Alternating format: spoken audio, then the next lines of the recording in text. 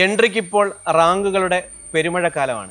ഈ കഴിഞ്ഞ LDC result വന്നപ്പോൾ ആലപ്പുഴ ജില്ലയിൽ 4ാം റാങ്ക് വാങ്ങിയ ഗിരീഷിൻ്റെ വിശേഷങ്ങളിലേക്കാണ് നമുക്ക് പോകുന്നത്. 19 വർഷത്തെ ഒരു ഗ്യാപ്പിന് ശേഷം വീണ്ടും PSC പഠനം എൻട്രിയിലൂടെ ആരംഭിച്ച ആളാണ് ഗിരീഷ്. അതിനുശേഷം എഴുതിയ പരീക്ഷകളിൽ 5 പരീക്ഷകളിൽ ആദ്യത്തെ 5 റാങ്കിൽ ഇടം നേടാൻ ഗിരീഷിന് സാധിച്ചിട്ടുണ്ട്. സോ നമ്മൾ ഗിരീഷിലോട്ട് പോവുകയാണ്. ഗിരീഷ് നമ്മുടെ ഉദ്യോഗാർത്ഥികൾക്ക് ഗിരീഷിനെ ഒന്ന് പരിചയപ്പെടുത്താവോ? എൻ്റെ പേര് ഗിരീഷ് കുമാർ. ഞാൻ ആലപ്പുഴ ചെങ്ങന്നൂർ ചെറിയനാട്ടുകാരനാണ്. എനിക്ക് 19 വർഷത്തെ ഗ്യാപ്പ് വരാൻ കാരണം ഞാൻ ആർമിയിലായിരുന്നു. ആർമിയിൽ മദ്രാസ് റെജിമെൻറ്റിൽ 25 മദ്രാസിൻ്റെ ജവാനായിരുന്നു. അങ്ങനെ 17 വർഷത്തിന് ശേഷം ഞാൻ പെൻഷനാകുന്നത്. പിന്നെ 2 വർഷത്തോളം ഞാൻ PSC ഒന്നും പഠിച്ചിട്ടില്ല.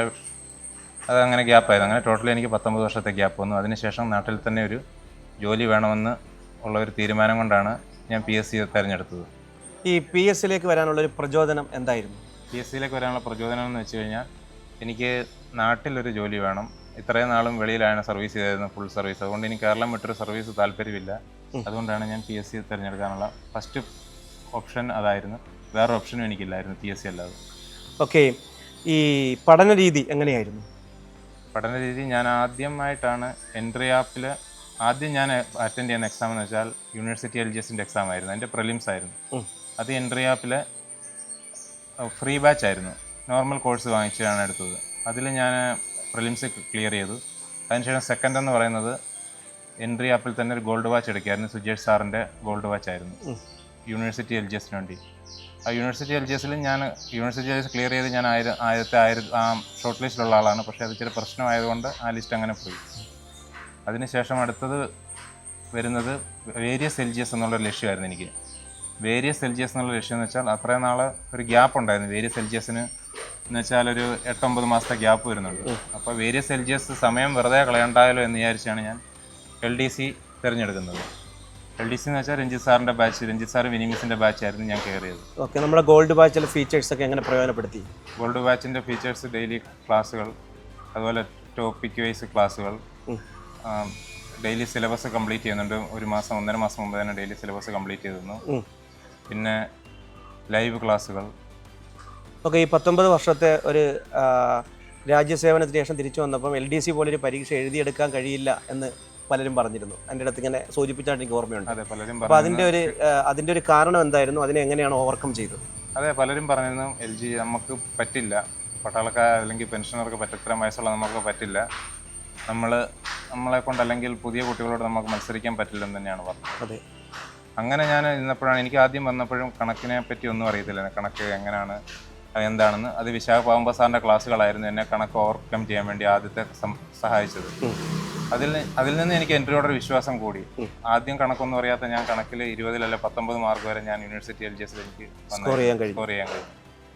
അതിൽ നിന്നാണ് ഒരു വിശ്വാസം. പിന്നെ ബാക്കി എല്ലാ അധ്യാപകരുടെയും ക്ലാസ്സുകൾ ആ സമയത്ത് നല്ലതായിരുന്നു. ഏറ്റവും ഡിഫിക്കൽട്ടായിട്ട് തോന്നിയൊരു വിഷയം മാത്സ് ആയിരുന്നു. ആദ്യം തുടക്കത്തിലും കണക്ക് എനിക്ക് വളരെ ബുദ്ധിമുട്ടായിരുന്നു. ഒന്നും അറിയില്ല കണക്കെന്ന് പറഞ്ഞാൽ. അത് പിന്നെ വളരെ എളുപ്പമായി എനിക്ക് കണക്ക്. എൻട്രിയിലെ ക്ലാസ്സുകളായിരുന്നു. ഗിരീഷ്, ഈ ഗവൺമെൻറ് ജോലി എന്ന് പറയുന്ന ഇന്നത്തെ കാലത്ത് ഒരു വളരെ മത്സരം ഉള്ളൊരു മേഖലയാണ്. അതുമാത്രമല്ല LDC പരീക്ഷ എന്ന് പറഞ്ഞാൽ ലക്ഷക്കണക്കിന് ആൾക്കാർ എഴുതുന്ന, ഒരുപാട് പേര് ആഗ്രഹിക്കുന്ന ഒരു ജോലിയാണ്.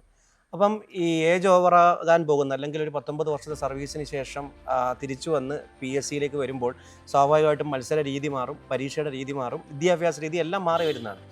അപ്പോൾ ഒരുപാട് പേര് പിന്നോട്ട് മാറുന്നുണ്ട് ഇങ്ങനെയുള്ള ആൾക്കാർ. അതായത് എനിക്കിത് പറ്റത്തില്ല, എനിക്ക് ഇനി ഒരിക്കലും ഒരു ജോലി നേടാൻ പറ്റില്ല. അപ്പോൾ അതിനെല്ലാം ഒരു പ്രചോദനമാണ് ഗിരീഷിൻ്റെ വിജയം എന്ന് പറയുന്നത്. അപ്പോൾ അങ്ങനെയുള്ളവരോട് ഗിരീഷിന് എന്താണ് പറയാനുള്ളത്, നമ്മുടെ ഉദ്യോഗാർത്ഥികളോട്? നമ്മളെ പ്രായം ഒരു പ്രശ്നമല്ല. അതിനുള്ള ഏറ്റവും വലിയ ഉദാഹരണമാണ് ഞാൻ. അതെ, എന്നുവെച്ചാൽ 19 വർഷം അല്ലെങ്കിൽ 19 വർഷത്തോളം സർവീസിൻ്റെ ഇടയ്ക്ക് ഞാൻ എൻ്റെ സർവീസിൽ ഡ്യൂട്ടി ബുക്ക് ഒപ്പിടാൻ അല്ലെങ്കിൽ ഡ്യൂട്ടി രജിസ്റ്റർ എഴുതാനല്ല ഞാൻ പേന കൈകൊണ്ട് തൊട്ടിട്ടില്ല. ആ ഒരു വ്യക്തി എനിക്ക് സാധിക്കുമെങ്കിൽ ബാക്കി എല്ലാവർക്കും സാധിക്കും. തീർച്ചയായിട്ടും വളരെ നല്ല ഒരു കാരണം നമ്മൾ പ്രായമല്ല അതിൻ്റെ, നമ്മൾ വർക്ക് ചെയ്യുന്നതാണ്. നമ്മുടെ ഹാർഡ് വർക്കുകൾ മാത്രമാണ് ആവശ്യബോധം, നമ്മുടെ ഹാർഡ് വർക്കാണ് നമ്മുടെ റിസൾട്ട്. അല്ലാതെ പ്രായം അല്ലെങ്കിൽ 18 അല്ലെങ്കിൽ 40 അങ്ങനെ അതിലൊരു വ്യത്യാസമേ ഇല്ല. നമ്മൾ എത്ര കഷ്ടപ്പെടും നമുക്ക് ജോലിക്ക് വേണ്ടി. യഥാർത്ഥത്തിൽ ഈ ജോലി എന്ന് പറയുന്ന ആവശ്യകത എല്ലാവരും പറയും നമ്മുടെ വീട്ടുകാർ അല്ലെങ്കിൽ ഭാര്യ അല്ലെങ്കിൽ ഭർത്താവ് എന്നൊക്കെ വരും. പക്ഷേ യഥാർത്ഥത്തിൽ ആവശ്യകത എന്ന് വെച്ചാൽ അതിൻ്റെ പ്രധാനപ്പെട്ട ഗുണഭോക്താവ് നമ്മൾ തന്നെയാണ്. നമുക്കൊരു ചിന്ത വന്നു കഴിഞ്ഞാൽ നമ്മൾ ഉറപ്പായിട്ടും ആ ജോലിക്ക് വേണ്ടി നമ്മൾ വർക്ക് ചെയ്യും. അതെ. അതുപോലെ സാർ എനിക്കൊരു കാര്യം, പലരും ഈ ചോദിക്കുന്ന ചോദ്യമാണ് എന്തുകൊണ്ട് ഞങ്ങൾ പഠിക്കുന്നുണ്ട് പറ്റുന്നില്ല, അല്ലെങ്കിൽ ഞങ്ങൾ പഠിച്ചിട്ട് പറ്റുന്നില്ല. പക്ഷേ പലരും ഈ ടോപ്പിക്ക് അല്ലെങ്കിൽ ഒരു സിലബസ് അല്ലെങ്കിൽ ഏത് ആപ്പിലായാലും അല്ലെങ്കിൽ ഏത് പ്ലാറ്റ്ഫോമിലായാലും എടുത്തു കഴിഞ്ഞാൽ ഒരു സിലബസ് തുടങ്ങി ഒരു 2 മാസം കഴിയുമ്പോൾ അവർ നിർത്തും. 2 മാസം കഴിഞ്ഞ് നിർത്തിയാൽ പിന്നെ ബാക്കി കിടക്കുന്ന അങ്ങ് വിടും. എന്നിട്ട് ലാസ്റ്റ് ഒരു മാസം ആകുമ്പോഴാണ് പരീക്ഷയ്ക്ക് വരുന്നത്. അത് ഭയങ്കര ബുദ്ധിമുട്ടാണ്. നമ്മളെപ്പോഴും നമുക്ക് കിട്ടുന്ന സിലബസ് കംപ്ലീറ്റ് കഴിഞ്ഞ് കഴിഞ്ഞാൽ നമുക്കൊരു ആത്മവിശ്വാസം വരും. സിലബസ് കംപ്ലീറ്റ് ചെയ്ത് കഴിയുമ്പോഴത്തേന് നമുക്ക് ആ ഒരു ചാപ്റ്ററിൽ നിന്ന് എവിടെന്നെങ്കിലും ഒരു ചോദ്യം വന്നു കഴിഞ്ഞാൽ നമുക്ക് ചിലപ്പോൾ ഉത്തരം അറിയത്തില്ലെങ്കിൽ ഇപ്പോൾ പ്രസ്താവന ചോദ്യങ്ങളായതുകൊണ്ട് നമുക്ക് ഏതെങ്കിലും ഒരു ഉത്തരത്തിലേക്ക് എത്തപ്പെടാൻ പറ്റും. അതെപ്പോഴും സിലബസ് കംപ്ലീറ്റ് ചെയ്തുകൊണ്ടേ പറ്റത്തുള്ളൂ. അതെ അതെ, കൃത്യമായിട്ടുള്ള കാര്യമാണ് പറഞ്ഞു തന്നത്. ഇനി ഏജ് ഓവർ ആവാൻ പോകുന്നു, അല്ലെങ്കിൽ ഒരു സർവീസ് കഴിഞ്ഞിട്ട് വീണ്ടും വന്ന് PSCയിലേക്ക് വരാൻ പോവുകയാണ്. അങ്ങനെയുള്ള ഉദ്യോഗാർത്ഥികൾ, മടിച്ചു നിൽക്കുന്ന ഉദ്യോഗാർത്ഥികൾക്ക് ഏറ്റവും നല്ല ഉദാഹരണമാണ് ഞങ്ങളുടെ പ്രിയങ്കരനായ ഗിരീഷ്. അതുപോലെ തന്നെ ഗിരീഷ്, ഈ നമ്മൾ വീണ്ടും വന്ന് പഠനം തുടങ്ങിയതിന് ശേഷം എത്ര നാളിനുള്ളിലാണ് നമ്മൾ ലിസ്റ്റിലെത്താൻ സാധിച്ചത്? ഓരോ ലിസ്റ്റിലും ഞാനൊരു ആദ്യത്തെ LGSൻ്റെ എന്ന് വെച്ചാൽ ഒരു 4 മാസത്തെ ഗ്യാപ്പ്, 5 മാസത്തെ ഗ്യാപ്പായിരുന്നു ആ ഒരു ഇതിനുണ്ടായിരുന്നു നമ്മുടെ യൂണിവേഴ്സിറ്റി LGSൻ്റെ പ്രിലിംസിന്. അത് കഴിഞ്ഞ് ഗോൾഡ് ബാച്ച് എടുത്തപ്പോൾ അത് ഒരു 5-6 മാസത്തെ ഇതിലായിരുന്നു ഞാൻ ഗോൾഡ് ബാച്ച് അതിലെടുത്തത്. അതിനുശേഷം യഥാർത്ഥത്തിൽ എനിക്കെന്ന് വെച്ചാൽ LDC എന്ന് പറഞ്ഞാൽ ഞാൻ യഥാർത്ഥത്തിൽ സ്വപ്നം കണ്ടൊരു വ്യക്തിയല്ല. ഞാൻ അടുത്ത ഒരു LGS സ്വപ്നം കണ്ടൊരു വ്യക്തിയാണ്. LDC എന്ന് എൻ്റെ സ്വപ്നത്തില്ല. എനിക്ക് കാരണം എനിക്ക് ഇംഗ്ലീഷ് പ്രയാസമായിരുന്നു. കമ്പ്യൂട്ടർ എനിക്ക് അതിനെപ്പറ്റി ക്വസ്റ്റ്യനുകളൊന്നും അറിയില്ല. പിന്നെ വേൾഡ് ജോഗ്രഫി ഒന്നും അറിയില്ല എനിക്ക്. ഒരു LGS പഠിച്ച ഒരു ഇത് മാത്രമേ ഉള്ളൂ എനിക്ക്. പക്ഷേ സാറിൻ്റെ ഇംഗ്ലീഷ് ക്ലാസ്സുകൾ എനിക്ക് വളരെ ഉപകാരപ്രദമായിരുന്നു. എന്ന് വെച്ചാൽ അതിലൊരു സ്ഥിരമായിട്ട് ചോദിക്കുന്ന ടോപ്പിക്കുകൾ 6 ടോപ്പിക്കുകളുണ്ട്. അത് നമ്മൾ ശ്രദ്ധിക്കുന്നില്ല. പലരും വൈഡായിട്ട് പഠിക്കണം. സാറിൻ്റെ പ്രീവിയസ് ക്വസ്റ്റ്യൻ പേപ്പറിൻ്റെ ലൈവ് ക്ലാസ്സുകൾ, സാറിൻ്റെ അല്ലാതെയുള്ള ക്ലാസ്സുകൾ, അത് എനിക്ക് വളരെ ഉപകാരപ്രദമായിരുന്നു സാർ. അപ്പോൾ ഏത് ഒരു ഉദ്യോഗാർത്ഥിയെ സംബന്ധിച്ച് ഇതൊക്കെ പഠിച്ചെടുക്കാൻ പറ്റുമെന്നുള്ള ഒരു കോൺഫിഡൻസ് ഇതുവഴി നമുക്ക് കൊടുക്കാൻ സാധിക്കും. അതെ സാർ, എനിക്കൊരു 5 മാസം അല്ലെങ്കിൽ അതുകൊണ്ട് എനിക്കൊരു LDC അല്ലെങ്കിൽ വളരെ വർഷങ്ങളായിട്ട് സ്വപ്നം കാണുന്നതാണ്.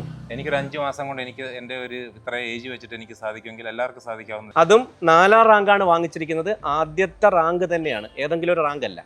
വേറെ 5 റാങ്ക് ഉണ്ടായിരുന്നു പറഞ്ഞു, ഇത് കൂടാതെ 4 റാങ്ക് കൂടെ കിട്ടിയെന്ന് പറഞ്ഞു. അത് ഏതൊക്കെയായിരുന്നു? ഞാൻ ആദ്യമായിട്ട് വരുന്നത്, ആദ്യമായിട്ട് ക്ലാസ് പഠിക്കാൻ തുടങ്ങുമ്പോൾ കിട്ടുന്നത് 3 സെക്യൂരിറ്റി ഗാർഡ് ലിസ്റ്റിലാണ് വരുന്നത്. ഒരു സെക്രട്ടേറിയറ്റ് ഗാർഡ്, ഒരു കമ്പനി ബോർഡ്, വേറെ ഒരു സെക്യൂരിറ്റി ഗാർഡിന്റെ PSC ലിസ്റ്റുകളാണ് എൻ്റെ പേരുണ്ടായിരുന്നത്. ഇതും 5 റാങ്കിനകത്തുണ്ടായിരുന്നു? ഇല്ല, അത് 5 റാങ്കിനകത്തില്ലായിരുന്നു. അത് ഞാൻ വളരെ പുറകിലായിരുന്നു. പക്ഷെ അതിനുശേഷം ആ ഒരു ക്ലാസ് എൻട്രിയുടെ ഒരു ഗോൾഡ് ബാച്ച് എടുത്തതിന് ശേഷം ഞാൻ ആ ഒരു ആദ്യത്തെ എനിക്ക് കിട്ടിയത് NCC LGS Alappuzha 2ാം rank, NCC LGS Kottayam 5ാം rank, NCC LDC Alappuzha 2ാം rank, പിന്നെ വേരിയസ് LGSൽ എനിക്ക് 2ാം റാങ്ക്, അതുപോലെ ഇപ്പോൾ ലാസ്റ്റിൽ വന്ന LDCയിൽ 4ാം റാങ്കാണ്.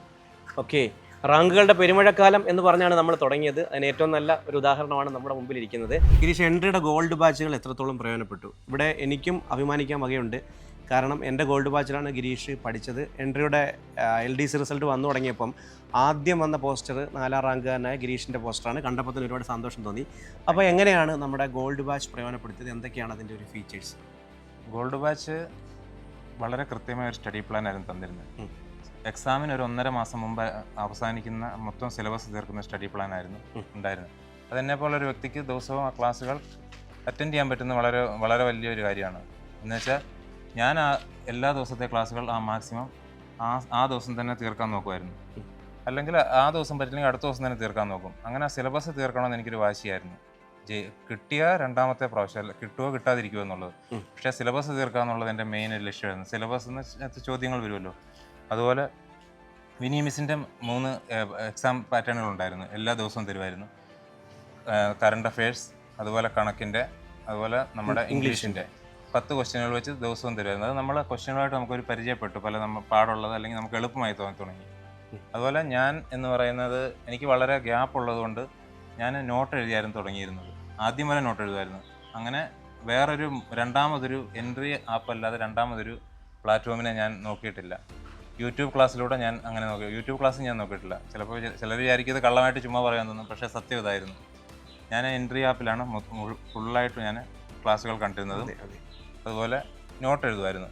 കറണ്ട് അഫയേഴ്സിൻ്റെ വളരെ കൃത്യമായ നോട്ടുകൾ ഞാൻ ഡെയിലി കറണ്ട് അഫയേഴ്സ് നമ്മുടെ എൻട്രി ആപ്പിലെ നമ്മുടെ ജയകൃഷ്ണൻ സാറിൻ്റെയും അതുപോലെ അർച്ചന മിസ്സിൻ്റെയും വളരെ ഉപകാരപ്രദമായിരുന്നു ആ ക്ലാസ്സുകൾ.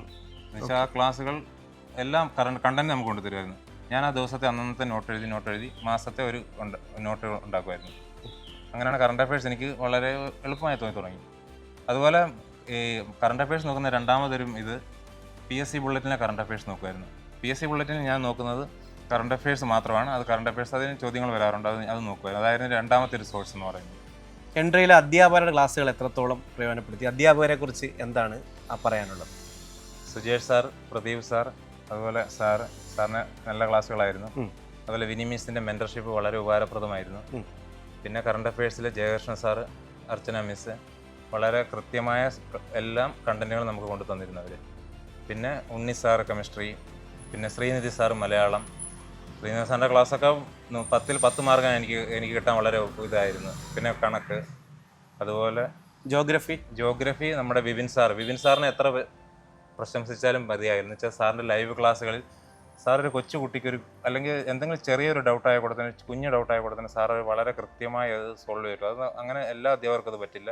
സാറിൻ്റെ ഫുൾ സമയം അതിനുവേണ്ടി ഇത് ചെലവഴിച്ചിട്ടുണ്ട്. അത് ജോഗ്രഫിയൊക്കെ വളരെ എളുപ്പമാക്കി തരും സാറിൻ്റെയാണ്. കമ്പ്യൂട്ടർ ക്ലാസ് അതുപോലെ എല്ലാം. ഓക്കെ, അപ്പം റാങ്ക് ഹോൾഡേഴ്സ് മീറ്റിന് പങ്കെടുക്കുന്നുണ്ടല്ലോ കൊച്ചിയിൽ വെച്ചും. ഓഗസ്റ്റ് 10-ാം തീയതി കൊച്ചിയിൽ വെച്ചും ഓഗസ്റ്റ് 16-ാം തീയതി കോഴിക്കോട്ട് വെച്ചും റാങ്ക് ഹോൾഡേഴ്സ് മീറ്റ് വരികയാണ്. അപ്പോൾ അധ്യാപകരെയൊക്കെ നേരിട്ട് കാണാനുള്ള അവസരമാണ്. ഇപ്പം ഞാൻ എല്ലാ ഉദ്യോഗാർത്ഥികളോടും പറയുകയാണ്, നിങ്ങളെ കാണാനുള്ള പ്രതീക്ഷയിലാണ് ഞങ്ങളെല്ലാം വരുന്നത്. നിങ്ങളെല്ലാവരും ഉണ്ടാകണം. ഓക്കെ, അവസാനമായിട്ട് ഈ ന്യൂ ജനറേഷൻ ഉണ്ടല്ലോ, ഇപ്പം PSCയിലേക്ക് കടന്നു വരുന്ന പുതിയ ഉദ്യോഗാർത്ഥികൾ, അവരോട് എന്താണ് ഗിരീഷിന് പറയാനുള്ളത്? കാരണം ഗിരീഷിൻ്റെ വാക്കുകൾ കേൾക്കാൻ അവർ കാത്തിരിക്കുകയാണ്. ഇത് 2K ജനറേഷനും അതുപോലെ തന്നെ 90 കിഡ്സും തമ്മിലുള്ള ഒരു മത്സരമാണ്. അപ്പം എന്താണ് അവരോട് പറയാനുള്ളത്? അങ്ങനെ എക്സാമുകൾക്കൊരു പ്രായമില്ല.